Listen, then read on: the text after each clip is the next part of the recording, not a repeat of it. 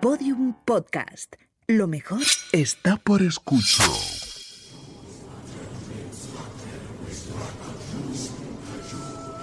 Elena en el país de los horrores. Con Elena Merino en Podium Podcast.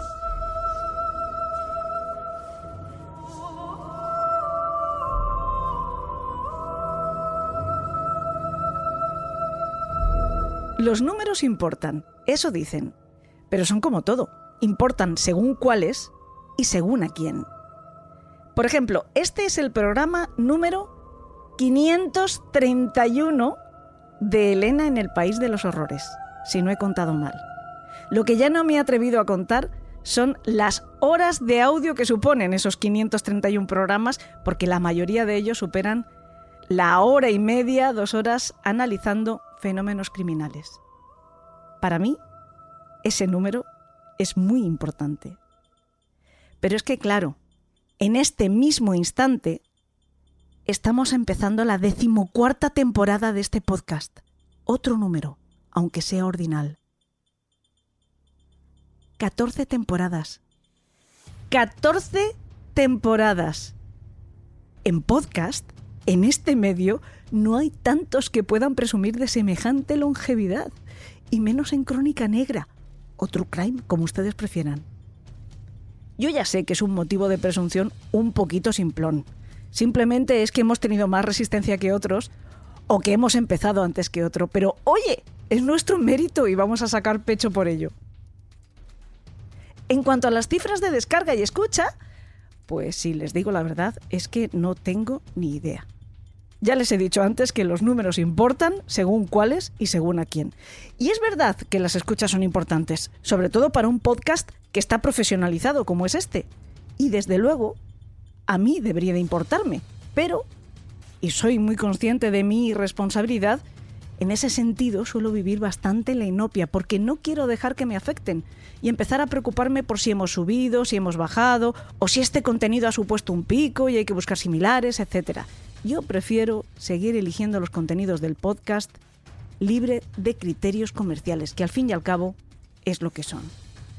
Y bueno, pues después de haber hecho esta declaración pública, pues por ahí, por ese desagüe se está yendo cualquier pretensión que yo tuviera de ser ejecutiva de una empresa dedicada al audio, por ejemplo. No pasa nada. Ya saben que yo soy una monja consagrada al País de los Horrores y a todo lo que dé de sí, incluyendo sus spin-off en el caso de que sigan surgiendo. Y ahora permítanme que me ponga un momento seria, porque precisamente hoy, que estamos estrenando la 14ª temporada, es el aniversario del día en que todo cambió. Y hay otros números que tener en cuenta, que sí son números verdaderamente importantes. 2996. Es el número de muertos. Más de 1000 sin identificar. Más de 1000 familias sin poder enterrar a los suyos. 25.000 heridos, muchos de ellos con secuelas permanentes. Víctimas de los atentados en las Torres Gemelas de Nueva York y en el Pentágono de Washington hace hoy 23 años.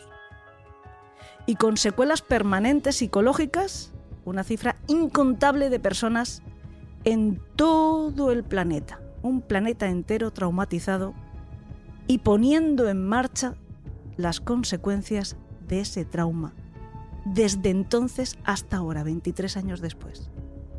Hoy es 11 de septiembre, aniversario de aquellos atentados que mataron a casi 3.000 personas, pero que hirieron con consecuencias permanentes al mundo entero y cuyas réplicas se siguen sintiendo hoy en día, escalando en horror. Este año el calendario ha colocado el estreno de nuestro podcast, que al fin y al cabo se llama El País de los Horrores, en un aniversario como este. Así que, en el recuerdo para siempre conmocionado por lo ocurrido el 11S de 2001, en la ciudad de Nueva York y en Washington, y en memoria de los caídos, comenzamos esta 14ª temporada de Elena en el País de los Horrores. Es necesario En los programas como este, de Crónica Negra, hablamos de los asesinos, pero tenemos siempre presentes a las víctimas. Bueno, pues empezamos hoy. Y hablando de números, no tengo ni idea de cuántos programas tenemos por delante a lo largo de la temporada. Simplemente iremos quitando hojas del calendario hasta que alcancemos de nuevo el final. Pero sé que son muchos y sé que son muchas las ganas de llenar de contenido terriblemente humano y de lo más terrible de los humanos este nuevo curso. Por cierto, quiero dar las gracias especialmente a los impacientes, que en el directo que hicimos el otro día por Instagram, al saber que volvíamos hoy, me decían, por fin regresáis. Como si hubiéramos estado fuera, o hubiéramos estado callados un año entero o medio año. Señores, que nos hemos ido solo 5 semanas, que de hecho me parece un poco abusar, ¿eh? En principio tendrían que haber sido 4 y nos hemos ido 5. Pero hemos dejado una audioteca, como he dicho antes, de 530 programas. Además, 2 temporadas de un videopodcast en Movistar. Más de 2 libros para que ustedes estén entretenidos. Y por cierto que eran nuestras primeras vacaciones en un montón de tiempo. Y yo he estado trabajando, que he hecho un blog. Pero bueno, todas esas ansias son síntoma de pasión y por eso yo lo agradezco de verdad. Ya estamos aquí, vamos a estar semana tras semana, por lo menos hasta el verano que viene. Y además, para conjurar toda la buena suerte que podamos atraer en esta temporada, vamos a estrenar con un padrino excepcional, uno de los mejores periodistas de este género que tanto amamos de nuestro país. Bienvenido, muchísimas gracias por visitar el País de los Horrores, Manu Marlaska. ¿Qué tal estás? ¿Qué tal, Elena? Muchas gracias por invitarme a tu País de los Horrores. Siempre es un placer y un privilegio que visiten este podcast compañeros de profesión que están además al cabo de la calle del suceso más tangible en nuestro país. Aquí en el País de los Horrores repasamos y nos nutrimos mucho de vuestro trabajo siempre, porque al final somos un poco ratillas de biblioteca, es lo que toca un podcast, no podemos hacer otra cosa. Y bueno, pues siempre nos dan muchas ganas de secuestraros, como digo yo, teneros horas y horas para que nos expliquéis cómo hacéis, ¿no?, el día a día, pero bueno, no va a ser el caso. Yo te tengo sobre todo para hablar de un trabajo muy concreto, pero antes de meternos en ese, quiero preguntarte cómo va tu primera novela. Tú bailas y yo disparo. Me parece que está yendo como un tiro. Va bien, la verdad es que va muy bien, mucho mejor de lo que yo hubiese soñado en mi mejor sueño, ¿no? Ya ahora mismo acabo de anunciar que hay una segunda edición en marcha, así que bien, tiene un par de meses de vida nada más la novela y ya alcanzamos la segunda edición y bueno, pues muy contento sobre todo por la acogida de la gente, ¿no? Que siempre es una incertidumbre, siempre es un plato al vacío para quien es un profesional del periodismo y el reporterismo, pero es un devoto lector como yo, lector de literatura, por cierto, y de toda clase de literatura, pues haber hecho una primera novela y que haya tenido esta acogida, pues la verdad es que da un poquito de vértigo, con el vértigo con el que comencé también esta aventura literaria y que continúa ahora viendo los resultados, ¿no? Ahora se trata de acabar de la promoción y encerrarse otra vez a escribir porque parece que el público demanda una segunda novela, una segunda entrega de estos mismos protagonistas y con ello. Además, me parece que lo que haces es explorar el género thriller basándote mucho en tu conocimiento precisamente de cómo se trabaja, ¿no?, en los grupos de policía. Al final, Tú bailas y yo disparo es una novela, es una ficción con personajes de ficción, pero evidentemente tiene mucha carga de realidad. Tiene primero el empeño del autor, que soy yo, por hacer de todo verosímil, ¿no? No me gustan las novelas negras, novelas policíacas que se despegan tanto de la realidad como lo que estoy viendo últimamente, ¿no?, lo que estoy leyendo. Me gustan las novelas policíacas creíbles, verosímiles, que pueda pasar lo que yo estoy contando que pasa. Y ese empeño, lógicamente, se debe a que toda la novela está impregnada y está salpicada por mis 36 años de reportero de sucesos, claro que sí, que me ha dado acceso a conocer pues el escenario donde se produce, donde se desarrolla la gran parte de la trama, es la Brigada de Policía Judicial de Madrid, son sus grupos de homicidios, donde yo he pasado un montón de horas y de cuyos grupos conozco a un montón de investigadores e investigadoras, ¿no? Entonces, bueno, pues parecía lógico que si yo hago una novela la hiciese enmarcada en esos territorios que conozco también. yo creo que una de las cosas que también marca tu trabajo es que nunca te olvidas de homenajear a las personas que están luchando contra el crimen. Eso entiendo que se debe de ver en la novela, puesto que los haces a ellos protagonistas, y también se ve en el libro del que yo quiero que hablemos hoy, que más que por ser un libro es por el caso que reflejas en él, que sobre todo yo creo que lo que retrata es ese gran trabajo, esa titánica investigación que hicieron pues la policía, primero un grupo muy pequeño que se formó para buscar a ese monstruo, de hecho ahí está el título del libro, ¿no? Pero que al final prácticamente estaba implicada pues todo el que vistiera un uniforme, ¿no? Por lo menos un uniforme azul, incluida la Policía Municipal de Madrid, ¿no? Sí. El libro es de la colección de la editorial Al Revés, de esa magnífica colección que muchas veces hemos recomendado de este podcast, que es Sin Ficción. A mí me parece, me declaro una profunda fan, y también he dicho muchas veces que la tenemos muy machacada en el País de los Horrores. Intentamos que vayáis pasando todos los autores para que nos contéis cómo lo habéis realizado, y en este caso pues es el libro Cazaré el monstruo por ti, que recoge toda la cacería del pederasta de Ciudad Lineal, ¿no? Eso es. La Operación Candy, que es como fue conocida esa operación policial. Yo creo que si tuviese que decir algo que tienen en común una gran mayoría de los policías que he conocido a lo largo de mi existencia y de mi carrera profesional, es ese compromiso con las víctimas, ese compromiso inquebrantable, ese compromiso pétreo casi con las víctimas. Las víctimas sean de los delitos que sean, las víctimas de violencia sexual, las víctimas de asesinatos, las víctimas de cualquier clase de víctima. Los policías que trabajan en devolver un poco la justicia a quienes han sido víctimas de delitos tienen un compromiso inquebrantable. Eso probablemente el mayor extremo, el mayor caso que he visto y donde lo he visto con mayor claridad fue precisamente elaborando ese libro, elaborando Cazaré el monstruo por ti. Yo elegí, cuando me propusieron desde la editorial Al Revés hacer un libro para esa colección, en aquel momento solo había uno.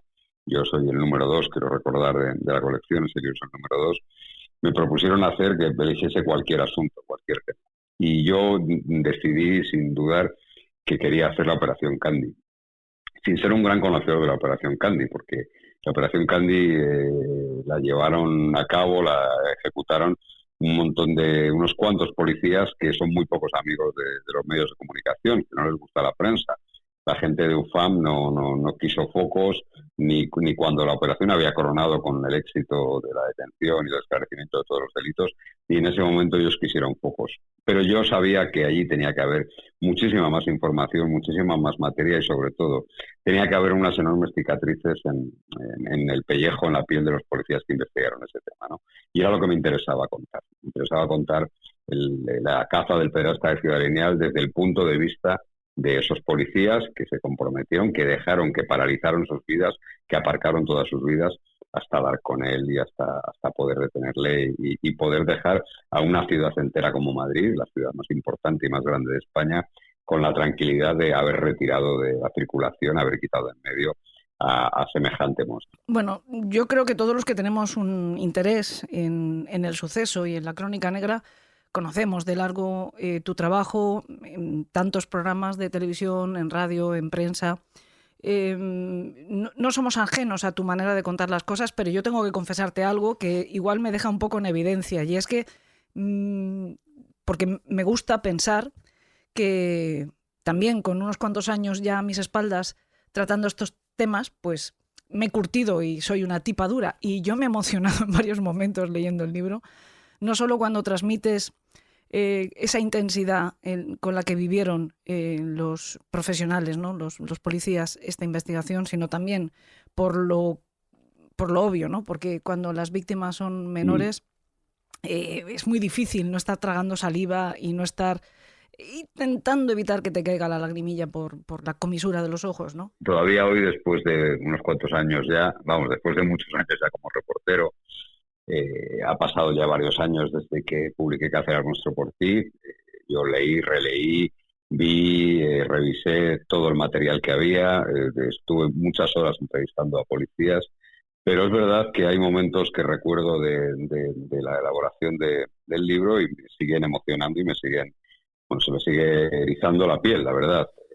Desde la rueda de reconocimiento de las niñas, donde reconocieron al pederasta, hasta el testimonio al que pude ver, al que pude acceder, que lógicamente no ha salido nunca en televisión ni va a salir, el testimonio de las crías en el despacho del juez, la declaración, concretamente la de una de ellas, la de la mayor de ellas, la que yo he llamado Paula en el libro, en brazos de su madre, rota y descompuesta y partida en dos cuando llegó el momento de recordar lo que le había hecho ese tipo, pues son instantes, es verdad, que me siguen emocionando, ¿no? Porque además hay una conjunción de factores. Yo creo que más allá de que las niñas, efectivamente, te afectan especialmente cuando uno es padre, pues afectan especialmente cualquier delito en el que las víctimas sean menores, pero además son una conjunción que es la que formaron un personal absolutamente comprometido con ellas, ¿no? La jueza creo que dio una lección, una soberana lección de cómo debe ser una jueza de instrucción y de la sensibilidad y la profesionalidad de una muy buena parte de quienes se encargan de administrar justicia, ¿no? Ahora está muy de moda desprestigiar a la justicia, decir estupideces como que los jueces vienen de élites económicas o de otra clase de élites, poner en cuestión el sistema judicial y poner en cuestión a quienes administran justicia, ¿no? Bueno, pues a todos esos mamarrachos que tienen esas ideas, todos esos payasos que cuestionan permanentemente el sistema judicial, yo les pondría esas imágenes que te digo de una señora jueza que convierte su despacho en una suerte de guardería, que lo llena de globos, que lo llena de chucherías, que deja su sillón de jueza a las crías para que se sienten en él y que hace todo lo posible, todo lo que le sale del cerebro y del corazón para poder sonsacar todo lo que puede de esas crías y, por tanto, quitar de en medio durante muchos años a quien les ha hecho tanto daño, ¿no? Bueno, el ejemplo no es ella, el ejemplo son todos los funcionarios de su juzgado, y ya más allá, hablo mucho más allá de los policías, ¿no? La jueza, los funcionarios, la fiscal, todo el mundo estuvo comprometido. Y eso, ciertamente, a mí, como ciudadano, como ferviente defensor del sistema de derecho, del Estado de Derecho que tenemos, pues me emociona también, me emociona mucho. Incluso por encima de algunos padres, ¿no? Porque una de las cosas que cuentas es que no todos las víctimas y víctimas subsidiarias o víctimas secundarias, como puedan ser los padres de estas niñas, tuvieron el mismo grado de implicación, no sé, de compromiso, de implicación, ¿no? Aunque fueran en defensa de sus propias hijas. Ahí está la cara y la cruz, ¿no? La cara es la madre de quien yo he llamado Paula, que cuando la niña se rompe, la coge en brazos, la sienta a sus rodillas y dice una frase que para mí es inolvidable, que le dice, cuéntalo y cuéntalo por última vez, que ya nunca más lo vas a tener que contar, ¿no? Esas palabras dichas a tu niña, decirle que cuente los horrores de los que fue objeto por parte de un pederasta, pues a mí me sigue emocionando mucho. Y la cruz era la madre de esa cría china, que además es la peor, la que más lesiones tuvo y la que seguramente no va a recuperarse nunca, jamás en su vida, de lo que le hizo ese tipo, que mientras la jueza y todos los funcionarios trataban de sonsacar algo de información de la niña, la madre estaba con un teléfono móvil, ¿no? Hasta el punto que tuvo que llamar la atención la jueza. Bueno, va con el grado de implicación y de compromiso de cada uno, pero casi siempre cuando uno se acerca a estas historias, cuando uno lleva mucho tiempo haciendo sucesos, pues suele ver las dos caras, suele ver lo mejor y lo peor de la sociedad. Uh-huh. Bueno, también una cosa que mencionas en el libro, hablando de otra niña china que también sufre el ataque, o posiblemente sufre el ataque de este individuo, es que quizá tenga también mucho que ver con el tipo de cultura, ¿no? Que tienen una serie de prejuicios todavía sobre eso, que hace como que oculten, como que se tengan que avergonzar, algo que en nuestra propia cultura tuvimos que quitarnos de encima. También tuvimos que sacudirnos de encima el sentimiento de culpa cuando tú eres víctima de algo tan terrorífico como esto, ¿no? Y más siendo una niña, pero bueno. La comunidad china es una comunidad muy, muy, muy impermeable. Lleva muchos años aquí asentada, pero las relaciones de la policía con la comunidad china siguen siendo francamente complicadas, precisamente por lo hermético y por lo impermeable de la sociedad. En este caso era un delito sexual del que efectivamente, bueno, pues todavía están en esa fase en la que una se siente responsable aún siendo víctima, pero en otros muchos delitos, como los secuestros, por ejemplo, cuesta mucho que confíen en la policía para resolverlo, ¿no? Y ahí todavía hay un gran esfuerzo que hacer, sí. Todo parece que empieza con cuando aparece una pequeña, me parece que de origen dominicano, aparece abandonada a una hora intempestiva en una gasolinera y esta niña la recoge una pareja porque además está muy cerca de ser atropellada, parece que también ha sido drogada y este es el detonante de la operación Candy, aunque después, atando cabos gracias a una de las inspectoras que está dentro de esta unidad, ella lo relaciona con un caso anterior de un año, me parece que un año antes o unos meses antes, precisamente de una niña china que queda en nada porque... Un intento, digamos, una tentativa. Un intento, aquello, sí. Pero también por lo mismo, porque ese hermetismo hace que la información sea como muy parcial, ¿no? Sí, eso La niña cuenta una historia que los propios agentes ven que no cuadra, que hay lagunas, pero no consiguen sacarle más. La niña china dice que un hombre la ha acompañado hasta su casa, cuenta que la ha hecho ducharse y que se ha ido. Sí, pero ellos saben que ahí hay algo más, que seguramente ha ella quedado tenía en la llave, llevaba la llave de la casa donde tenía que ir, él se debe colar y bueno, aquel episodio queda registrado sin más, no tiene mayor, no le da mayor trascendencia y lógicamente no se abre ninguna investigación, ¿no? El problema es que cuando aparece esa cría de origen latino, consigue claros síntomas de haber estado secuestrada durante varias horas y de haber sido víctima de abusos. Ahí afortunadamente la memoria de una de las funcionarias de la UFAM funciona y dice, la zona es parecida, la situación es similar, ojo, no vayamos a estar ante lo que más teme alguien que se dedica a perseguir los heterosexuales, que es un serial, ¿no? Un violador en serie. Y el tema, claro, es que todo está ya cuando la cría española, cuando esa niña, la que yo llamo Paula, es secuestrada durante casi 12 horas y entregada después, de vuelta después a su sitio, ya aquello pone en evidencia que ahí lo que hay es un secuestrador y un violador en serie, ¿no? Un violador en serie de niñas. Lo que desató en Madrid, pues claro, que se encendiesen absolutamente todas las alarmas. Una cosa que van a encontrar también nuestros secuaces en el libro de Manu Marlaska es que él va, además, dando buena cuenta de la historia de cada uno de los grupos, de las unidades de la policía, cómo se han ido formando, incluso de los profesionales que están al frente de esas unidades, y aporta, por lo tanto, mucha intrahistoria y te va haciendo comprender muy bien cómo se produce toda la buena resolución de este caso, que sin duda se debe, como se suele decir, ¿no? De aquellos, ¿cómo es? De aquellos polvos vienen estos lodos, ¿no? Sí, eso es, sí. Los mimbres de los que están hechos los textos. A ver, la UFAM, que es la unidad que protagonizó esta operación, como tantas otras, es una unidad ciertamente especializada. Es una unidad que está especializada en los delitos que atañen a menores y en la violencia sexual, ¿no?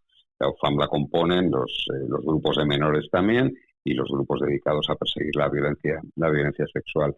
Para entrar en la UFAM hay que solicitarlo, hay que pasar una serie de requisitos, hay que hacer un curso de especialización y por tanto son gente francamente preparada, la gente que está dentro de la SUFAM de toda España. Cada brigada de policía judicial y cada comisaría provincial tiene su grupo, su unidad de UFAM.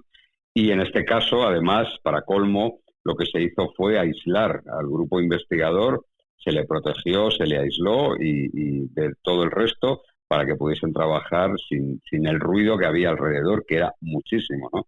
Yo recuerdo aquellos días casi como unos días de histeria colectiva en la que parecía que en cualquier momento se podían llevar una niña de un parque y Madrid lo vivió así, hasta tal punto que la Policía Nacional tuvo que poner en marcha sus unidades de participación ciudadana para ir a los colegios, para hablar con padres de alumnos, para hablar con profesores y generar un efecto doble. Primero, el efecto de, oye, si veis algo que no cuadra, llamad a la policía, si veis a alguien merodeando, y el otro efecto, el más importante, el de tratar de tranquilizar a la población ante lo que parecía un fantasma que robaba niñas sin un solo grito, sin que nadie se diese cuenta, pero a los ojos de todos, a plena luz del día, y cuando en Madrid había un despliegue policial visible, porque era muy visible, había muchos coches, muchos uniformes por la calle, y aún así él seguía llevándose a crías delante de las narices de la policía, ¿no? Eso provocó, como digo, casi un estado de histeria colectiva.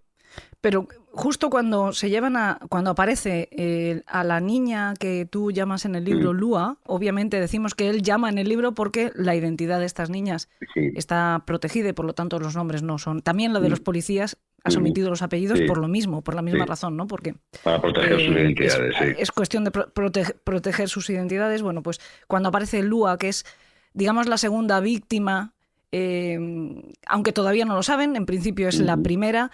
Esta policía que tiene esa memoria prodigiosa y por lo tanto es la profesional ideal para estar ahí, la relaciona y se quedan como en estado de latencia esa sospecha de, ojo, que podríamos estar ante un serial. Y aunque no sea oficial, ellos ya están en previsión de que van a tener que buscar a un serial, ¿no? Además hay una norma que es terrible, pero es así, ¿no? Un policía sabe cuando está ante un serial, sea un asesino, sea un violador, que lo que más le conviene al policía es que repita, porque sabe que la repetición va a provocar el error. Y entonces ellos trabajan muy pendientes, pero casi con la seguridad de que va a repetir. Sí, porque además este tipo al que van a cazar es un verdadero profesional. Y de hecho, la sorpresa viene cuando lo identifican, que no es que sea un profesional de esta clase de crímenes, es que tiene un historial delictivo brutal. Lo que pasa es que no quiero tampoco adelantarme a la historia. Como estábamos diciendo, efectivamente llega el momento en el que se produce la tercera víctima, que es la niña a la que llamas Paula. Y aquí, por desgracia para Paula, pero por suerte para la investigación, esta niña es un prodigio de memoria y es un prodigio de concentración y se convierte en una testigo fabulosa, porque todo lo que cuenta, pese al dolor que la causa y pese al trauma terrorífico que tiene, y que además vamos a ir viendo a lo largo de la narración de tu libro que ese trauma va aflorando conforme pasan los meses y es un momento muy duro cuando tiene que contarlo ante la jueza, pese a toda esa preparación que efectivamente la jueza hace para que sea lo más fácilmente transitable para las víctimas. Pero Paula es la gran colaboradora de la policía, hace un retrato exacto de todo el escenario. La niña describe perfectamente los pequeños errores que comete, son fruto de que este criminal seda a sus víctimas y ella tiene confusiones que después son perfectamente identificadas por la policía y son seguramente por el baile que puede haber en su cabecita. No es que pensemos que es una niña de 8 o 9 años, quiero recordar, a la que habían suministrado algún tipo de sedante y aún así ella da detalles del coche, detalles muy precisos del coche, da detalles de el tipo de edificio, dibuja, incluso hay un dibujo en las actuaciones, hay un dibujo a mano alzada, hay varios dibujos de ella a mano alzada de cómo era el aparcamiento que daba acceso al edificio, de cómo era el edificio, recuerda cómo era el ascensor, recuerda cómo eran las puertas y recuerda con todo detalle cómo era la casa donde se produjo la agresión sexual de la que fue objeto, ¿no?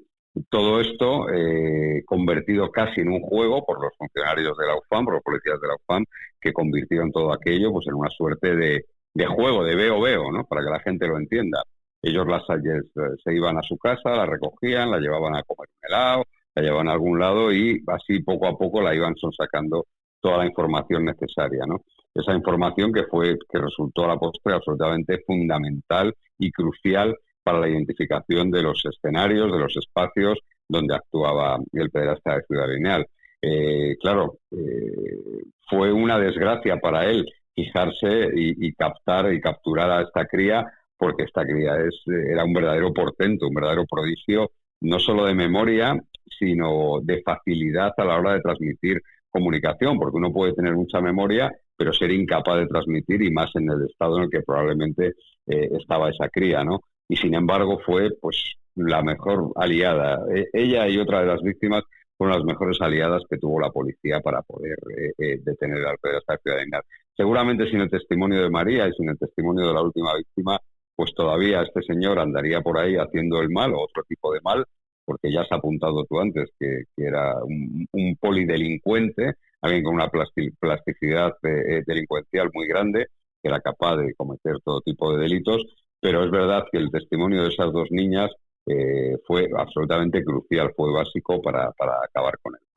Otra cosa que también se extrae inmediatamente, o que los propios componentes del núcleo duro de este grupo Candy, que extraen inmediatamente, es que este individuo siempre utiliza una firma, y es que él, para captar a los niños, hace siempre referencia a la familia de estos niños y aprenden los nombres. Él está observando, elige a las víctimas, ventea cerca de las zonas donde están los críos. Estos críos no están solos. No. Porque yo recuerdo en aquel momento cuando se iba informando... Solo una de las víctimas estaba sola con otro grupo de menores, nada más que una de ellas. La última, concretamente. Pero recuerdo que se contaba, porque también se contaron muchas tonterías, porque al final la prensa se precipita, intenta llenar los espacios con información y con desinformación, y muchas veces se dicen tonterías. Y recuerdo que se hablaba de que los niños estaban en algunas ocasiones solos. No, estos niños estaban en las inmediaciones de sus padres estaban sentados, los niños estaban en los parques, pero es que este individuo se las apañaba muy bien, porque escuchaba, aprendía los nombres y los llamaba por su nombre, de tal manera que ellos les hacía creer que efectivamente había una cierta familiaridad, una cierta... Él hacía lo que se llamaría en los delitos ingeniería social, ¿no? Es decir, él lo que hacía era efectivamente observarlos durante un tiempo, menos en el último delito, que yo creo que se precipitó porque vio a la cría que estaba agastada entre los coches orinando y no pudo evitar llevárselas sin más, ¿no? Sin hacer y sin tener la casa donde llevarla, en fin, fue todo muy precipitado.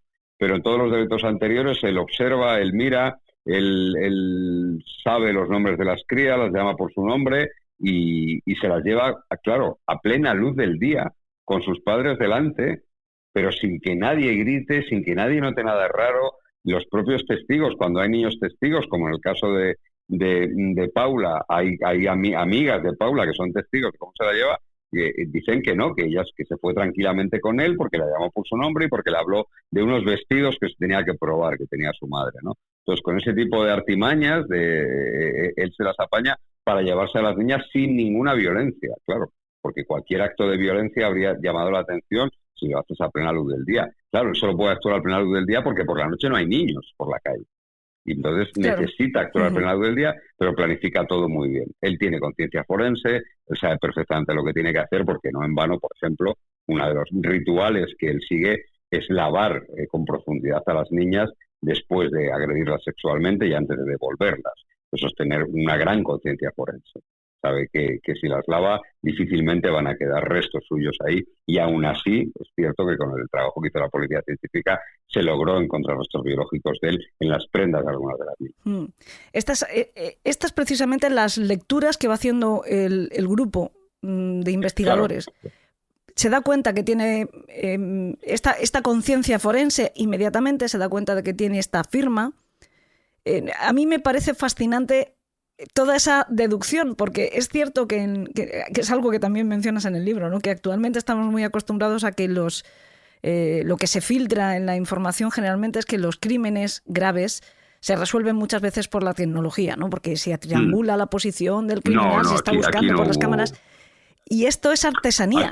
Esto que estamos viendo aquí es artesanía. Hubo un análisis absolutamente concienzudo del modus operandi, un máximo aprovechamiento de todas las declaraciones de las niñas, buscando cada detalle, buscando cada cosa que pudiese hacerle único al tipo, y con esos datos que iban facilitando y lo que ellos iban observando, iban trazando un perfil. Y no hablo de un perfil al modo americano, no eran profilers, de hecho es muy curioso porque aparecieron por Madrid unos cuantos especialistas del FBI con la intención de ayudar a la policía, a la Brigada de Policía Judicial de Madrid, a la UFAM, y claro, les dijeron que para trazar un perfil con cierta fiabilidad, no recuerdo el número, pero dijeron que tenían que esperar como a que cometiese 20 o 30 delitos, ¿no? Que dijeron, mira, no podemos esperar, claro, a que nos haga 20 o 30 violaciones de este tipo, ¿no?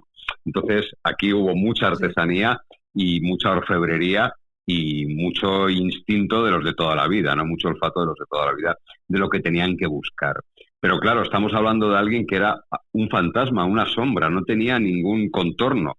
y ponerle contorno primero, después una forma más o menos regular, después una cara, unos nombres y unos apellidos, fue cuestión de muchísimo trabajo, de la conjunción de muchas sensibilidades distintas dentro de la policía y finalmente de un esfuerzo humano y económico también, por qué no decirlo, de la policía, que puso en marcha una operación muy, muy ambiciosa, ¿no? Cuando ya se entra en la última fase de la operación, donde se llena de parejas de policías de paisano prácticamente todos los puntos sensibles donde creen que por los que puede pasar el tipo, ahí hay un esfuerzo material y humano muy, muy grande, ¿no? Pero era la única manera de dar con él. Hay otra de las cuestiones, bueno, después de esta chica que has llamado Paulo en el libro, viene el asalto a la niña china, Sí.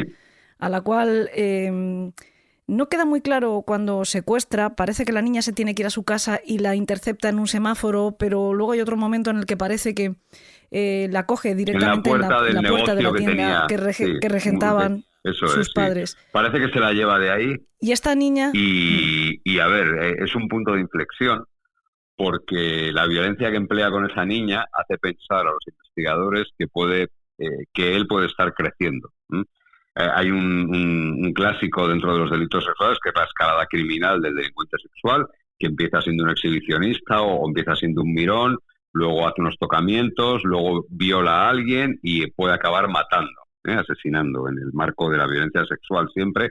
Pero entonces, la violencia que ejerce contra esta cría china, que además es una niña, es la más pequeña de todas, es la más frágil de todas de constitución, y las heridas que le provoca, los daños que le provoca son gigantescos y hacen pensar, es un punto de inflexión, digo, porque hace pensar a la unidad, al grupo Candy, que pueden estar ante un crecimiento y que no saben si lo siguiente que va a hacer es acabar con la vida de una niña, ¿no? Y aquello, lógicamente, hace saltar absolutamente todas las alarmas. Pero a la vez hay un problema muy grande con esta cría, que no obtienen ninguna información, cero información. Lo único que saben es el lugar desde el que se la llevó.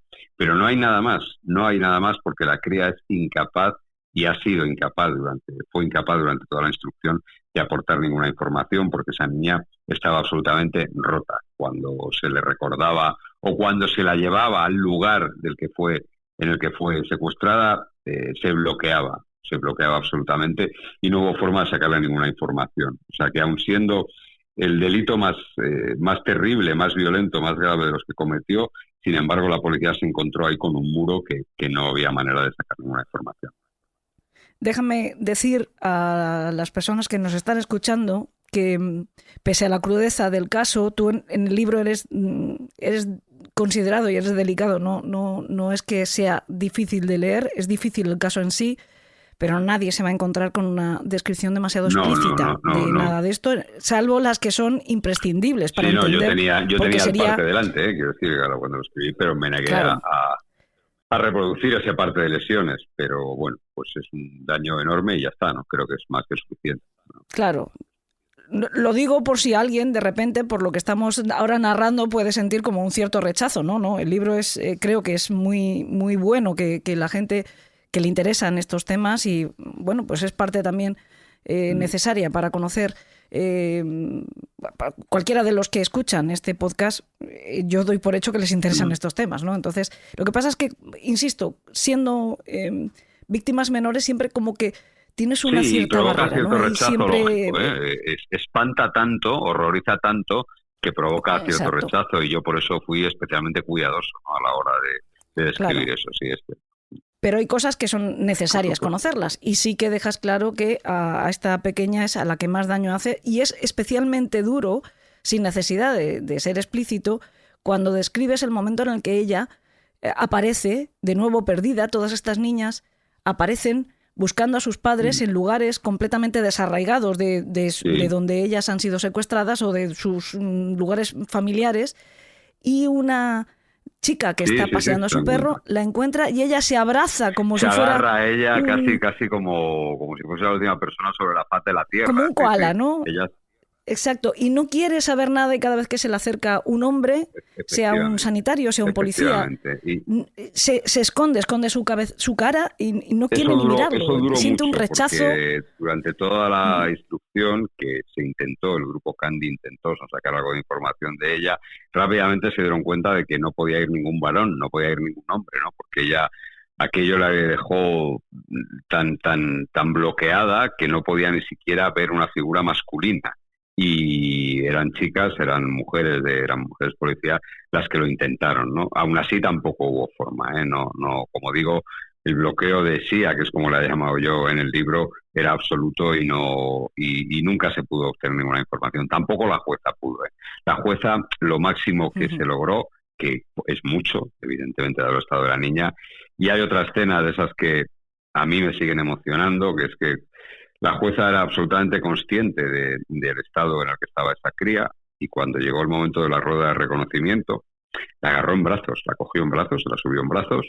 Cuando se encendieron las luces de la rueda, donde estaban los 5 miembros, los 5 componentes de esa rueda, ella le preguntó a la chica, señala con el dedo quién te hizo daño, y la niña señala, sin ningún género de dudas, al autor de la violación, al autor del ataque, al autor de la agresión, y la jueza tiene un gesto de esos maravillosos que es que inmediatamente se da la vuelta para que ya no lo tenga que ver nunca más, ¿no?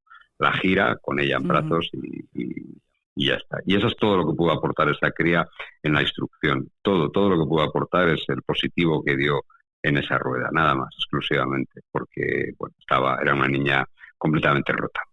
También resulta muy impresionante la coherencia que hay en todas las víctimas y los testigos menores, porque, por ejemplo, a Paula la secuestra estando con 2 amigas, a otra de las niñas que creo que has llamado Laura, que intenta secuestrar, pero es un intento fallido, está con su hermano de 5 años. Sí.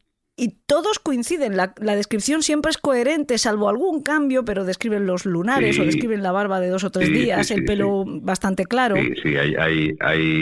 A ver, para un niño todo el mundo es alto, entonces todas decían que era muy alto, verdad, pero claro, no pueden decirme unos 70, unos 90, ¿no? Evidentemente, pero claro, sí que hay rasgos que se repiten, los lunares, la barba más o menos descuidada, la forma de hablar incluso. Ellos tienen claro que es alguien español, por ejemplo, que no tiene ningún acento en ninguna parte, y es alguien sí que aproxima más o menos la edad, y saben que es alguien de una complexión muy fuerte. Hablan de pequeños detalles, ¿no? Algunas de las niñas recuerdo que decía que tenía muchas venas, ¿no? Es decir, estaba muy vascularizado, tenía los brazos muy vascularizados, propios de quien hace mucho ejercicio, mucho deporte de fuerza, ¿no? Propio de los culturistas, ¿no? Y ahí... Incluso hay una... Perdona, ahí hay una clave que es la última víctima, ¿no? La última víctima es claro, la que ya desencadena la operación tal y como acabó, ¿no? Seguramente sin esa última víctima, que era otra niña especialmente despierta, además con una vida un poquito complicada, vamos a dejarlo ahí. Era una chica con un entorno familiar bastante complicado y más lista que los ratones colorados. Pues esa cría le da a la policía una serie de datos que precipitan ya todos. Sí. De hecho, hay una lectura que también me parece muy interesante que hace la policía, que de nuevo nos lleva a ese trabajo que tú has dicho orfebre, o que yo digo artesanal, pero casi de deducción más clásica a los Sherlock Holmes, que es cuando las descripciones de las víctimas más antiguas hablan de un hombre delgado y las más últimas hablan de un hombre muy fuerte. Eso es, sí. Y los policías deducen, un momento, que esto me hace pensar en un tipo que va a un gimnasio y que se está ciclando. Se está ciclando, esas diferencias de complexión en poco tiempo tan grandes y tan perceptibles, tan visibles, que hasta una niña lo puede escribir. Hay alguien que lo atribuye a un ciclo. Oye, se está poniendo un ciclo, se está ciclando y está hinchado como se hinchan los culturistas, ¿no? Esa es la primera pista que apunta hacia alguien que frecuenta los gimnasios y que bueno, probablemente esté familiarizado con el mundo del culturismo y con el mundo de los productos que sirven para suministrarse esos ciclos. Sí, así es. Y luego a la inversa, cuando ya está bajo custodia, avisan a la jueza, vamos a hacer lo posible porque las ruedas de reconocimiento sean cuanto antes, porque se niega a comer, y esto va a significar que se va a deshinchar y por lo tanto su aspecto físico va a cambiar muy rápido. Lo de las ruedas de reconocimiento en este caso es de lo más surrealista que he visto. Yo recuerdo que había un empeño por parte del entonces jefe superior de Madrid, Navarro, y por parte del jefe de la brigada, Luis Conde, de que nadie pudiese ver el aspecto actual de él, ¿no?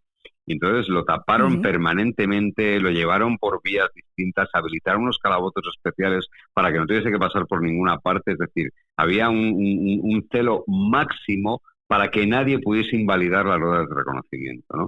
Para que nadie dijese, es que las niñas ya lo han visto antes, no puede servir esta rueda de reconocimiento. Y es cierto que el aspecto que él tenía cuando es detenido tenía poco que ver con las imágenes que los medios de comunicación obtuvieron de él de las redes sociales, donde estaba, bueno, pues en un periodo, digamos, estaba muy fuerte, estaba muy grandote, estaba muy voluminoso, y cuando lo detienen ya no tiene ese aspecto porque, bueno, por lo que sea, porque había decidido cambiar el aspecto, ¿no? Pero había un celo casi enfermizo por preservar su imagen y por alejarlo de las cámaras para que nadie pudiese captar esa imagen y que los reconocimientos fuesen válidos. Aún así, es que lo que me sigue pareciendo impresionante es la memoria de estos niños, porque incluso con el coche, además el empeño que tienen, no era así, o cuando Paula visita la casa, esta casa no era porque las puertas eran de otra manera, y su memoria no fallaba. Simplemente estaba confundiendo el trastero, en la parte de abajo, creo recordar, el trastero con la puerta de la entrada. Era el color de las puertas que confundió, ¿no? Mucho más fiable la memoria de los niños que la de muchos testigos adultos, ¿eh? Muchísimo más. Hay estudios, y en Estados Unidos se han hecho varios estudios en ese sentido, en cómo el recuerdo puede ser distorsionado, ¿no? Se ha rescatado a varios presos del corredor de la muerte anulando los reconocimientos que habían hecho algunos testigos, ¿no? Porque ya se ha demostrado que es poco fiable lo que la memoria retiene. Los niños, por la razón que sea, que yo desconozco, eso algún neurólogo seguramente lo sepa valorar mejor que yo, sí que tienen una capacidad retentiva muy grande. Claro, pensemos que algunas de estas crías pasan 8, 9, 10 horas al lado de este tipo. Y claro, y le ven, y la que tiene más dotes de observación y no está absolutamente en shock, pues puede fijarse y puede retener detalles, ¿no? Claro, hay una niña, y esa última víctima, que incluso da detalles de lo que llevaba él en el coche. Y claro, eso facilita un montón el trabajo a la policía, ¿no? Se dan cuenta de que alguien que lleva una toalla, que lleva una botella de plástico, que lleva una bolsa, necesariamente está saliendo de un gimnasio o va a un gimnasio. Piensan que está saliendo porque ella describe que está sudando todo el tiempo, ¿m? Que está, bueno, cuando uno hace un esfuerzo, es verdad, muy prolongado en un gimnasio, tarda mucho en dejar de sudar. Y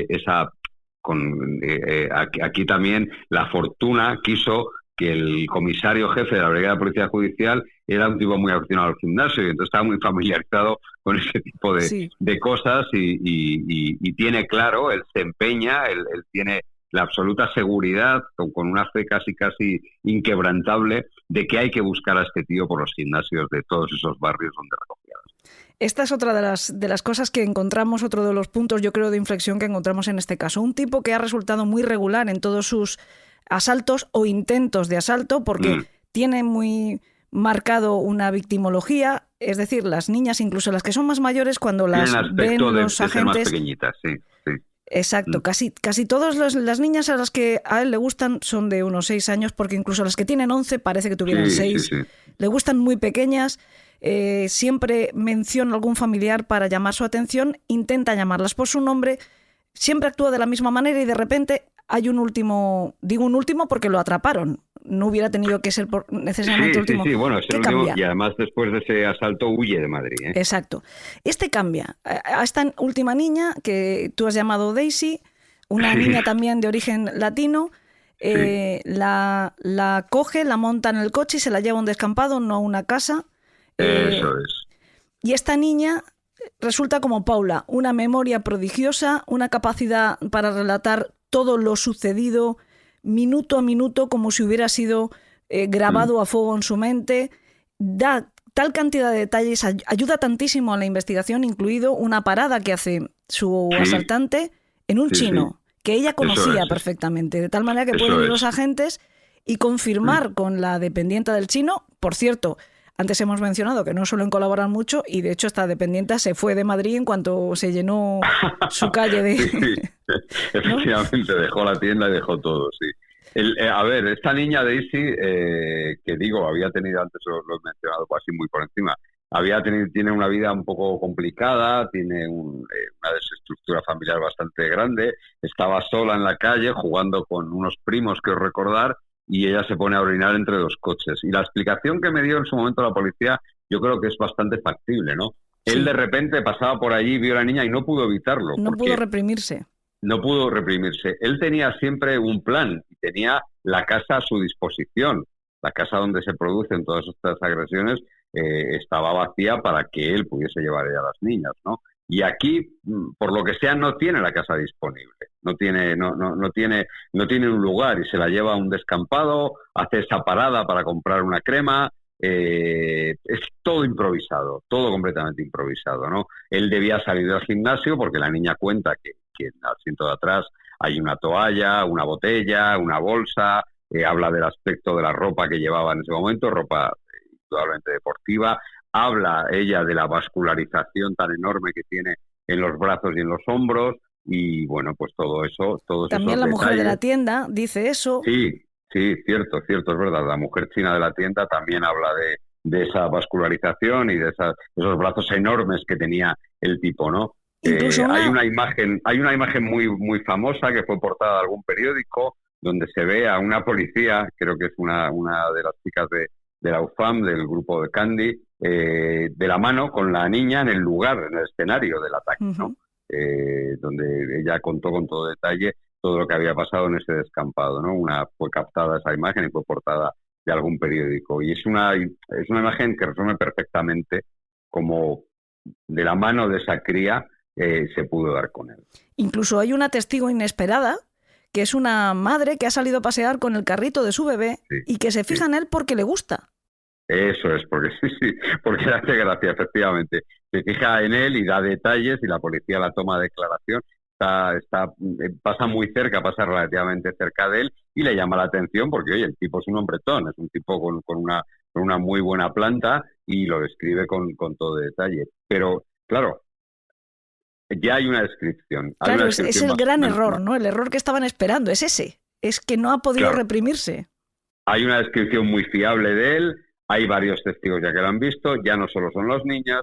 Se abre la posibilidad de acceder a cámaras, a imágenes de cámaras de seguridad. De hecho, se trabaja con una imagen gracias al paso por esa tienda de la que hablabas antes, y se trabaja con una imagen que desgraciadamente por la posición del sol en ese instante no es válida a efectos identificativos de matrícula ni de nada, ¿no? Pero se trabaja, ya hay una imagen con la que trabajar. Es decir, lo que antes ya era un fantasma, ahora empieza a tener cierto contorno, ahora empieza a tener ciertas sombras, ¿no? O sea, cierta forma, pero claro, con eso no sé, allí no había material para detener a nadie, ahí no había nada de efectos identificativos. Aún así, otra cosa que recoges en el libro son los datos, los macrodatos, ¿no? Y a una le da mucho vértigo cuando lee cifras como 500.000 de coches, 8 millones de conexiones de teléfono, leyendo, pero aún más cuando lee que se estaban mirando las matrículas recogidas por las cámaras GoPro de los coches de policía municipal, o que se miraban las matrículas de todos los coches que entraban por la carretera de Burgos o la carretera de Barcelona. Sí. Claro, es impresionante. Esas carreteras tienen OCRs, tienen lectores de OCR, ¿no? Los OCRs leen matrículas sin parar de manera sistemática. Y uno puede pedir, la policía puede pedir todas las OCR de un tramo horario o de unos cuantos días, ¿no? Pero claro, eso es un trabajo absolutamente amanuense, o sea, es una bestialidad. Yo he visto esos listados, o sea, eso es inmanejable. Claro. Pero, sin embargo, allí en ese grupo Candy había gente solo dedicada a ese análisis de datos, ¿no? Otra cosa que se hizo fue buscar en los lugares donde se habían producido los secuestros y las liberaciones de las niñas, pedir todos los datos de las antenas que daban cobertura a esos lugares y buscar puntos en común. Es decir, si hay un teléfono que ha estado en todas partes, bueno, pues es un candidato, es un buen candidato. Claro, eso en una ciudad como Madrid, que es bastante frecuente que de una antena salte a otra porque está saturada una de ellas, lo cual dificulta todavía más las cosas, ¿no? Entonces, ese trabajo de grandísimas bases de datos, de un montón de información, había gente especializada en ello. De hecho, después se contó también con la Comisaría General de Policía Judicial, que se sumó al operativo para manejar precisamente todas esas bases de datos. Bueno, es que también arrojas la cifra de 500.000 de sospechosos, distinguiéndolos de otro nombre que les daban a los que realmente eran personas de interés, que eran los candidatos, ¿no? Eso es, los candidatos. que estaba muy bien buscado el nombre, ¿no? Efectivamente, los candidatos, y ahí sí se quedaron menos, ¿no? Porque todo eso es producto se miraron, por supuesto, personas con antecedentes, gente que había salido permiso de prisión, y a eso se tenían que ir sumando cosas. La posibilidad de que manejasen vehículos, si tenían un teléfono que estaba presente en todo eso, y luego en aquella época hubo mucha denuncia, mucha histeria, como he dicho al principio, que puso puso bajo el radar policial a gente que nada tenía que ver. Y al final, pese a todo ese manejo de datos, cruzando que si los dos vehículos, que varias víctimas hablaban de que este hombre llevaba un Citroën Picasso, otras decían que un Toyota. Se pidieron todos los coches, son 2 de los coches que más ha habido en nuestro país. Aún así se miraron todos los coches. Se hablaba de una matrícula, se descubrió que no era la matrícula. Bueno, era el número del cristal. El número del cristal. Sí, eso es. Bueno, pues aún así este crimen se resuelve gracias a la intuición toda la vida. Se resuelve como los de toda la vida. Exacto. Gracias al olfato. Exacto. Este tipo cogió a Daisy porque no se pudo contener, la vio agachadita entre 2 coches y no se pudo reprimir y se la llevó. Y este tipo acababa de salir del gimnasio. Luego vamos a vigilar todas las alrededores, todas las inmediaciones de donde cogió, secuestró a esta última víctima y sobre todo las proximidades a los gimnasios. Y se llenó las calles de policía de paisano y así en una plaza, en una glorieta, en Pilar Miró, no se da el alto, sino simplemente se acercan a un tipo que coincidía con la descripción, por supuesto, como pasa tantas veces, ¿no? Los agentes que salen a patrullar, a hacer control, no llevan una imagen en sus teléfonos móviles, no, simplemente la llevan en sus cabezas, la llevan perfectamente memorizada. Sí, además ahí, para aislar precisamente la información, lo que había era un briefing diario, los turnos de mañana y de tarde, cuando salían todos estos del dispositivo, la gente que iba a estar por parejas en las inmediaciones de gimnasios de los distritos afectados por el pederasta. Entonces, en esos briefings se enseñaba la fotografía. Se decía, la fotografía no, el retrato robot, ¿vale? Se enseñaban una serie de retratos robots y se decía, miren, buscamos a alguien con estas características, ¿no? Bueno, y ahí ya se trata del olfato de los policías. Claro, en esas parejas, en ese dispositivo, se tiró de los mejores fisonomistas que tiene la policía, que son los especialistas en atracos. Los especialistas en atracos son gente capaz de identificarte a alguien por los andares, por un gesto que haga con la mano, por un trozo de una oreja, por la barbilla. Son verdaderos maestros, son unos fenómenos en eso, ¿no? Y es uno de esos policías de atracos el que cuando ve a este tipo le dice a su compañero, ojito, que va a ser este. Y efectivamente, le toman nota le piden el carnet, le dicen que están haciendo una cosa rutinaria, ¿vale? Y ya está, y le toman nota del DNI, que muestre el DNI, toman nota de sus datos, y hay algo que les llama la atención, que es que le iba a ir un coche y finalmente no va al coche. Sí. Se ve que no quiere que lo relacionen con ese coche y ya eso hace levantar las orejas, lógicamente, a los policías. Y a partir de ese instante, a partir de que se tiene el dato de él, de que se tiene una cara, se tiene un rostro, se tienen unos antecedentes policiales, se tienen unos domicilios también, se hace una investigación a la inversa. Me explico. Se trata de situarle a él en todos los escenarios mediante todos los medios que se pueda. Ya bien sea su presencia con el teléfono, ya bien sea la vinculación que tiene a los coches, en fin. Ya se hace una investigación más tradicional y una investigación a la inversa para que todo cuadre con él. ahí, por supuesto, no lo iban a tener fácil por una vez, ¿no? Y uno de los antecedentes, que era el más importante, pues por supuesto no iba a estar informado. Exacto. Y encima había un error. No estaban informatizados y encima había un error, y es que no estaba registrado con los antecedentes completos. No estaba registrado como un delito sexual, para que la gente lo entienda. Estaba registrado como quiero recordar que era como una detención ilegal, pero no estaba registrado como un delito sexual, que además era una menor la víctima, es decir, que cuadraba perfectamente. Por tanto, él no aparecía en la lista de los sospechosos que se hizo en un primer momento con la lista de personas con antecedentes por delitos sexuales contra menores, ¿no? Uh-huh. Y entonces, claro, aquello lo complicó todo, como tú dices, efectivamente, pues no iban a tener nada fácil. Tampoco fue fácil dar con la guarida, porque no estaba su nombre, ni mucho menos, ¿no?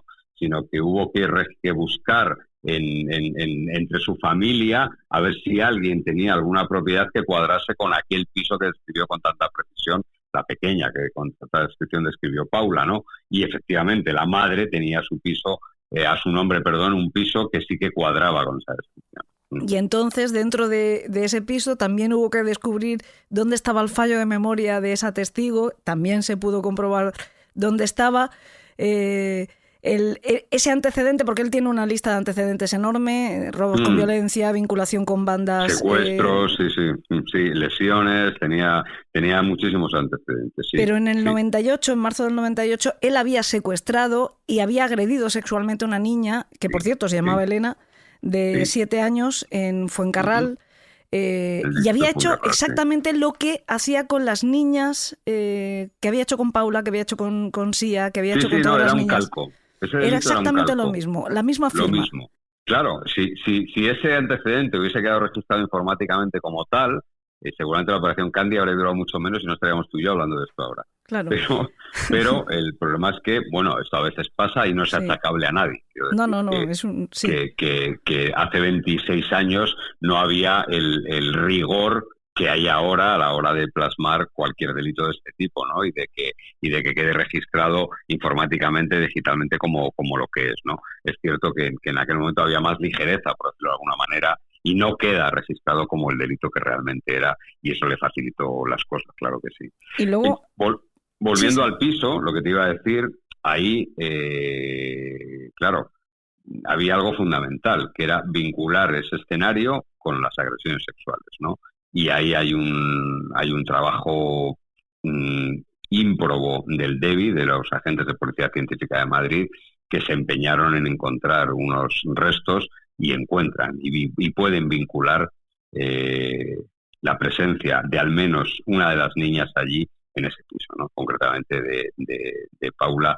Logran encontrar en una funda de plástico de un colchón, logran encontrar restos biológicos de ella y de él mezclados, lo que ya no dejaba ningún lugar a la duda. Además, después de que hubiera sido limpiado por una señora porque tenían intención de instalarse allí, encuentran esos rastros biológicos.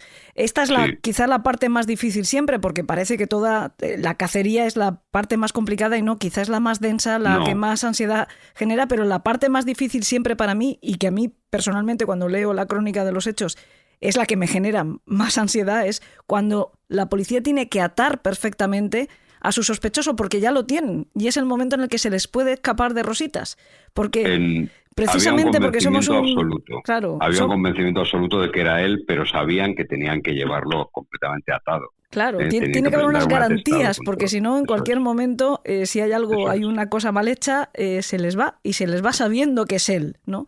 Y aquí sabían que no iba a derrotar, sabían por el tipo de delincuente que era, que no iba a derrotar, que no iba a confesar, de hecho nunca declaró, y por tanto tenían que poner ellos todo de su parte, es decir, tenían que llevarle al juez casi un atestado que fuese el relato de los hechos probados de una sentencia.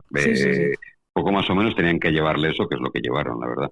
Y de hecho la juez al principio dice, no estaremos ante un asesino de la baraja. Referencia que todos podemos entender, creo, ¿no?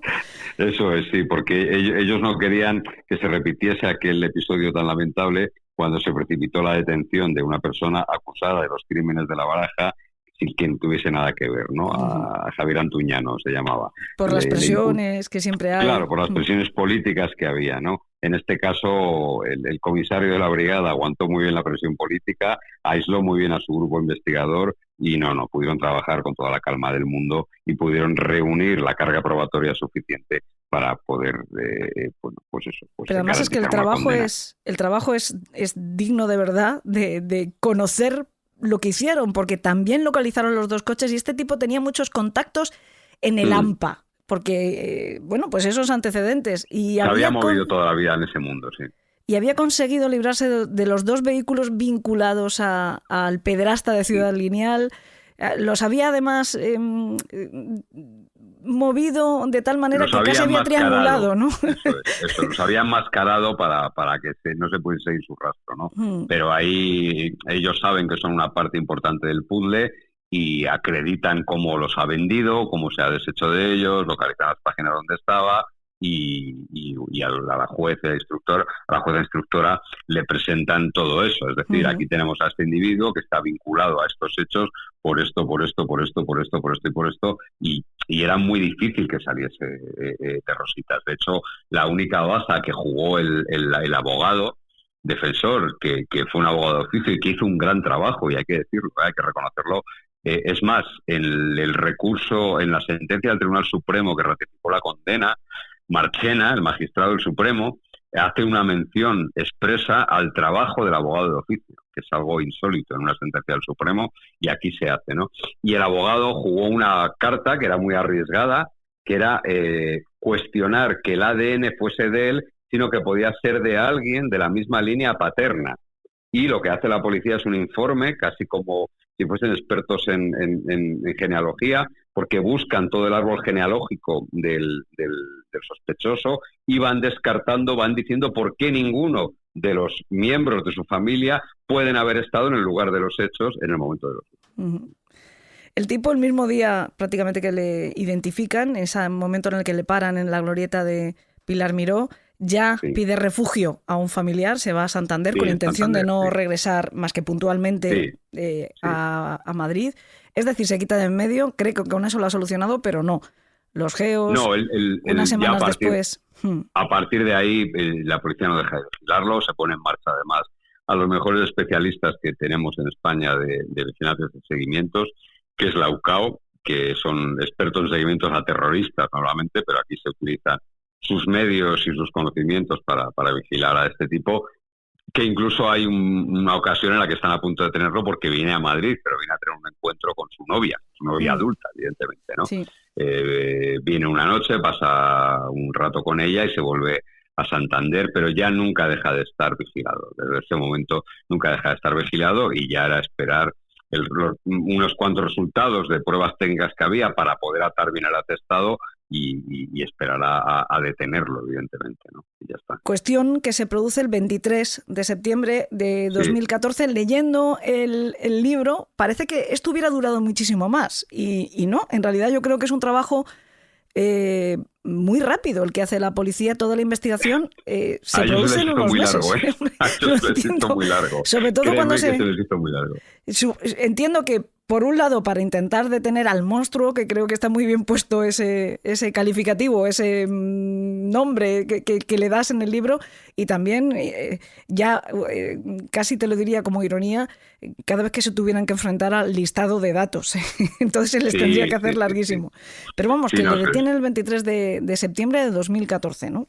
Sí, esa mañana, muy temprano, la UCAO le da el relevo al GEO, al Grupo Especial de Operaciones, y es el GEO el que entra en esa casa, en esa vivienda, y lo detiene sin darle opción ni a respirar, vaya, poco más o menos, ¿no? Había un empeño también por parte de los investigadores, me río porque lo contaban de forma bastante peculiar, que era que no le tocasen la cara. Sí, es verdad. Que el GEO no le tocase la cara. Que bueno, que si había que dar algún guantazo, que se lo dicen, pero que no en la cara, ¿no? Una detención del GEO no es algo tranquilo, ni mucho menos. Suele haber la violencia, la fuerza indispensable para reducir en pocos segundos a alguien, ¿no? Para que la gente lo entienda. No es que los GEO vayan pegando guantazos a nadie, sino que una detención del GEO es una detención muy, muy especial, que se tiene que producir de manera muy rápida y para eso a veces hay que emplear violencia, claro que sí. Entonces tenían miedo de que en ese momento le tocasen la cara, ¿no? Y ellos querían que la cara la tuviese intacta para que las niñas... Claro. ¿no? De hecho... Había un componente muy curioso que solo sabía el jefe del grupo del GEO que va allí, que es que el mismo tipo, Ortiz, se les había escapado al GEO en una operación. Ajá. Y entonces, claro, no quería decírselo al resto de compañeros por si los otros compañeros, digamos, que quisieran, bueno, pues ajustar algo de cuentas con el tipo que se les había escapado. Por si al final sí que le tocaban la cara, vamos. Eso es, efectivamente, sí. De hecho, no es raro, y ocurre en esta detención también, que en la casa viven 3 personas. Este tipo, que casi está de ocupa, porque va a casa de su tío. Sí, y se supone que va completamente a los hechos. Claro, sí. Y se supone que va para echarle una mano en una obra, pero aparece tal y como recogen en el libro, con 5 maletas, lo cual ya les da la pista de que no tenía ninguna intención de quedarse poco tiempo. Y la mujer de su tío le da un ataque de histeria, cosa que creo que nos podría pasar a cualquiera si nos vemos aparecer a los GEO de repente en casa, porque los GEO son estos que vemos en las películas, ¿no? Los que van de negro. Yo he estado en un par de detenciones con ellos, de operaciones de madrugada, que me han dejado acompañarles con una cámara y con equipos, y es muy, muy, muy impresionante. Quiero decir que se entran en pocos segundos con una violencia extraordinaria, tiran abajo una puerta, revientan una puerta en pocos segundos y van vestidos de negro, con cascos y con armas muy grandes. Sí, y además ellos son bastante grandes también, con lo cual, efectivamente, lo mínimo que te puede pasar es tener un ataque de ansiedad. Ojo, y eso cuando utilizan la puerta, que a veces también te entran por las ventanas porque se han dejado descolgar, que eso ya es aún más impresionante. Sí, pero bueno, ellos tienen, el GEO tiene especialidades, y hay una especialidad que es muy curiosa, que se llama aperturas. Son gente que inventan ellos incluso y hacen intercambios con policías de todo el mundo sobre la mejor forma de reventar una puerta, sea cual sea el tipo de puerta. Sí. Pero vamos, y encima utilizan horas intempestivas precisamente para pillarte lo más desprevenido posible, con lo cual yo creo que el ataque de histeria está garantizado, ese ocurre seguro. En principio, la detención se produce por 5 delitos sexuales, 5 agresiones sexuales, 1 en grado de tentativa, 6 detenciones ilegales, 2 en grado de tentativa, 2 homicidios en grado de tentativa, 2 de delitos de lesiones, 1 en grado de tentativa, 2 delitos contra la salud pública, pero al final estos cargos no son los que le imputan a la hora de juzgarle. No. A ver, lógico, la policía tiró por elevación y, por ejemplo, calificó de tentativa de homicidio 2 de los ataques por la gravedad de las lesiones e incluso por el lugar donde las deja, ¿no? Bueno, ellos sabían perfectamente que no se iba a sentar en el banquillo por todo eso, pero ellos tienen que ir a máximo porque quieren que pase el mayor tiempo posible dentro de prisión, ¿no? Al final es la jueza la que sustancia las acusaciones y hay que decir que Ortiz tiene un proceso con todas las garantías y que se queda en lo mínimo, ¿eh? Ortiz tiene un procedimiento en el que se le queda todo en lo que era ya muy difícil escaparse. Exacto, no solo de delitos, sino incluso de víctimas. No todas las víctimas... Solo quedan 5 víctimas. Exactamente, al final son 4 delitos de detención ilegal, 4 agresiones sexuales y 2 delitos de lesiones contra las víctimas que en tu libro aparecen con el nombre de Lua, Paula, Shia y Daisy. Sin embargo... No, al final hay tentativas, hay hechos que eran atribuibles a él pero que no se pueden demostrar. De hecho, por el juzgado pasan más niñas que esas 4 y no hay nada que permita a la jueza poder acusarle de esos ataques, de esas agresiones, ¿no? Por eso digo que tuvo todas las garantías. Es un tipo que fue juzgado con todas las garantías y que salió bien parado dentro de lo que cabe, judicialmente. Él no dice nada ante la policía, no dice nada ante la jueza instructora, o sea, él se ampara en su derecho a no declarar, pero creo que al final en el juicio sí llega a... En el juicio hizo un alegato muy confuso, A ver, el turno de última palabra Yo que he estado en muchos juicios, es muy curioso cómo el turno de última palabra hay quien verdaderamente lo utiliza pues para pedir perdón, para buscar algo de redención, ¿no? de algún hecho terrible, y luego hay quien como él, como Ortiz, y lo he visto en más ocasiones, hace una especie de confuso alegato en el que va hablando de los hechos y que va...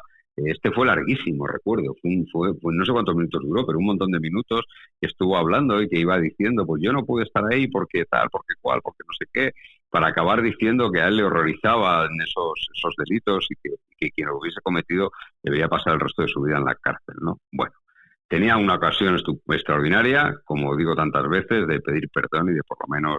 Pero no, él siempre ha ido en negativa, él jamás ha reconocido todos esos hechos, pero claro, tampoco no ha dado ninguna explicación contra todas las pruebas que había en su contra. Uh-huh. Al final la condena son 70 años, me parece, sí. Que además sí, está sí. es en firme, está ratificada por instancias superiores. Sí, por el Supremo, sí, ya no tiene vía. Lleva 10 años en prisión, bueno, pues le quedan otros 10 por lo menos.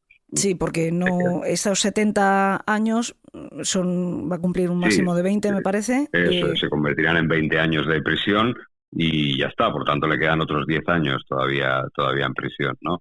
Va a salir veremos. Todavía demasiado joven, creo yo. Bueno, ya, pero a ver, yo no, los que me conocen y los que me leen o me escuchan o me ven, saben que no soy yo precisamente un buenista, ¿no? Ni mucho menos. Pero sí que es cierto que hay casos, yo he conocido casos de agresores sexuales seriales tremendos, que han salido de prisión y no han vuelto a dar un problema, ¿no? Hablo del violador de pirámides, por ejemplo, como Arlindo, ¿no? Uno de los mayores violadores en serie de Madrid, salió de prisión y se retiró a un pueblo y nunca más se ha vuelto a saber de él, ¿no? Lo que habla a favor de ese papel rehabilitador de las penas de prisión, ¿no? Pues ojalá Ortiz salga así también. Obviamente nunca son años suficientes para esas niñas y para los padres de esas niñas, ¿no? Eso está claro. Nadie va a reparar eso. Hay una frase que me dijeron los padres de quien yo llamo Paula, que es que ellos habían hecho de su vida, del centro de su vida habían hecho que Paula olvidase lo que le había ocurrido. Ellos querían que estar dedicados en cuerpo y alma a que Paula olvidase lo que había pasado y lo que había sufrido. Y espero que sea así. Yo creo que en el caso de Paula, además, estoy seguro de que lo han conseguido, que tenía una familia extraordinaria, absolutamente volcada y convencida de que era posible hacer eso. Bueno, pues ojalá sea así. Yo quiero agradecerte de nuevo todo tu trabajo en general, te lo dije en un mensaje, pero quiero agradecerte de nuevo todo tu trabajo en general, pero concretamente lo que has hecho en este libro, porque yo tengo la sensación, quizás solo sea mi sensación, porque uno no puede estar siempre, por mucho que se dedique luego a contar aquí casos y crónica negra, etcétera, no me da la vida para conocer al dedillo todo lo que ocurre, ¿no? En el mundo. Además, nosotros nos dedicamos a crónica negra internacional, no solo en España. Y yo tengo la sensación de que el caso del pederasta de Ciudad Lineal no se conocía bien, ¿no? Que las crónicas son lo que se publicaba era bastante superficial. Sí, por eso yo me empeñé en escribir este libro, ¿no? Porque sabía que había muchas cosas que contar de este caso, pero por la aversión que tenían los policías y que siguen teniendo hoy, a esos policías a la prensa no querían saber nada de ellos. Sí. Hombre, yo a veces lo entiendo y a veces me meto con ellos, ¿no? A veces entiendo perfectamente que sean un poco, rechacen un poco el que los plumillas nos metamos la nariz donde no nos llaman, y luego a veces también me meto con ellos. Entiendo que durante la investigación nos tenga que mantener apartados, pero también podíamos recuperar esa vieja buena relación que teníamos y bueno, pues como creo que muchos tenéis, depende, ¿no? De cada uno, claro. Depende de cada uno, yo soy muy respetuoso con eso. Claro, lo respetable que uno sea, ¿no? Lo respetable eso que uno sea, al fin y al cabo. Eso hay que ganárselo también. Claro, sí, y entiendo que a veces no nos lo hemos ganado. Yo he dicho muchas veces que creo que cuando se rompió esa buena relación, quizá quien rompió la baraja fuimos nosotros, ¿no? Fue la prensa. Por supuesto que sí. Pero bueno, afortunadamente todavía hay profesionales que contemplan y respetan un código ético que es fundamental y que yo creo que en el periodismo de sucesos hay que llevar por bandera siempre. Evidentemente. Uno de ellos eres... Si no vas a ningún lado. Claro. Uno de ellos, sin lugar a dudas, eres tú. Hay otros profesionales que yo siempre pongo como ejemplo en este podcast, pero Manu Marlaska es otro de los que por fin han visitado este país Pues de los encantado. horrores, y te lo agradezco mucho. Espero que no sea la única vez. Te daremos Aquí la me lata en alguna otra Aquí me ocasión. tienes. Vale. Y te agradezco, insisto, mucho tantas y tantas horas de buen periodismo que nos nutren sin lugar a dudas. Muchísimas gracias. Muchísimas gracias, Elena. Gracias.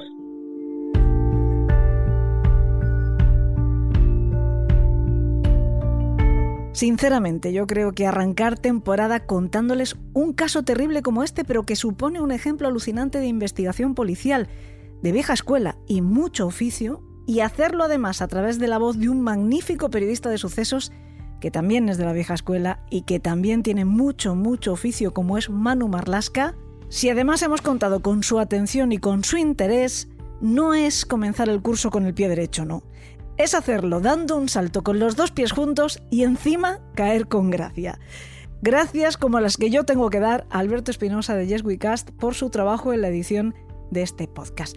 Y claro está, a todos ustedes, qué bueno que vinieron y qué bueno que volvimos. Y a partir de ahora y hasta nuevo aviso, ya saben que tienen una cita ineludible todos los miércoles, pues para darse un paseo conmigo por el país de los horrores. Hasta entonces, que tengan dulces sueños.